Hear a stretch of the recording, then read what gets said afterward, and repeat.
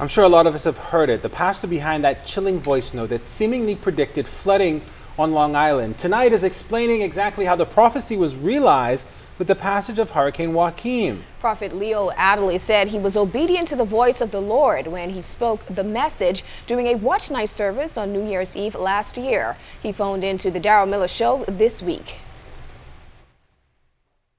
The 30th of December, the Lord spoke to me, and he said that a major storm will hit Long Island, and he will shake Long Island, and I saw Long Island underwater, and God said that he was doing it to get the Bahamas' attention, because we have drifted so far from him as a people, and it is only a warning for what is to come.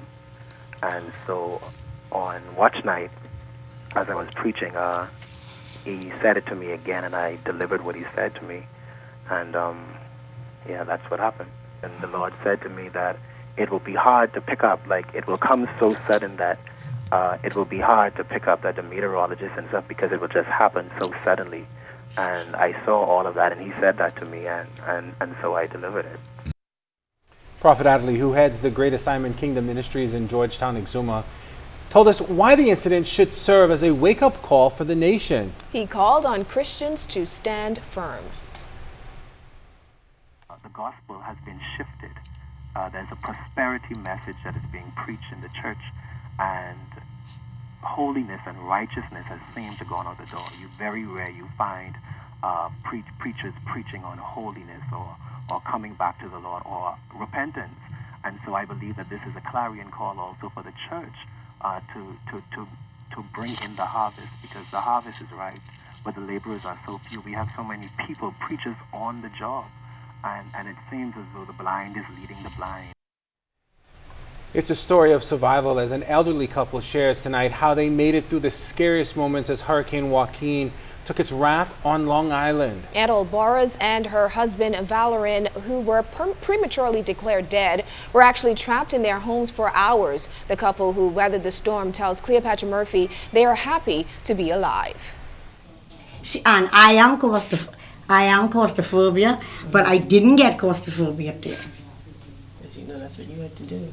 Yeah, you see, I did get claustrophobia. And I'm claustrophobic. I try to control myself very, very good because I said. That is how 64-year-old Etoile Burrows, who also has a fear of confined spaces, managed to endure nearly 10 hours in the rafters after climbing to safety from floodwaters that threatened to claim the lives of she and her husband Valorin during Hurricane Joaquin. The diminutive Mangrove Bush Long Island resident recalls being terrified as floodwaters rose up to 8 feet in her home, now completely destroyed. I had my, I had my cellular phone. Keep looking at that. And, an hour was like 4 hours. I tried to dial everybody's number that I knew, but no network. As Joaquin pounded the islands and their home, Valorin says his concern was for his wife's safety. As the storm raged on for hours, he began to fear they would not make it out alive. To both of their relief, help eventually came. No, well, my wife had faith, but our manners, they give up.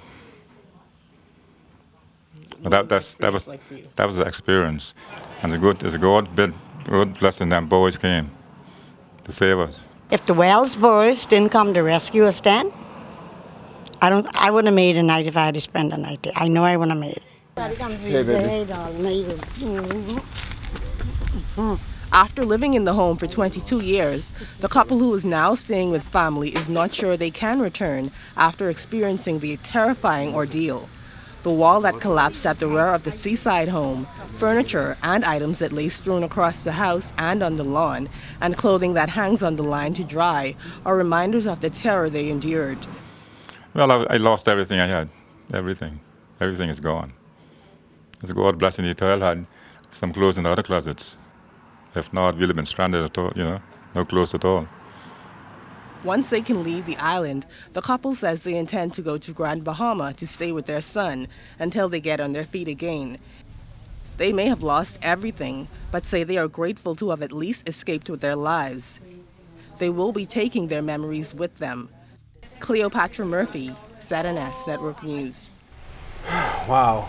For last week, there were seemingly two Long Islands, the north and the south, separated only by feet of water, but they shared a common tragedy. The South was hardest hit. However, tonight Leo Addley tells us what state two families were left in after Category 4 Joaquin finally relented. It's better than it was 1 week ago, but the anxiety in Long Island, like the floodwaters, will take a while to completely subside. That's about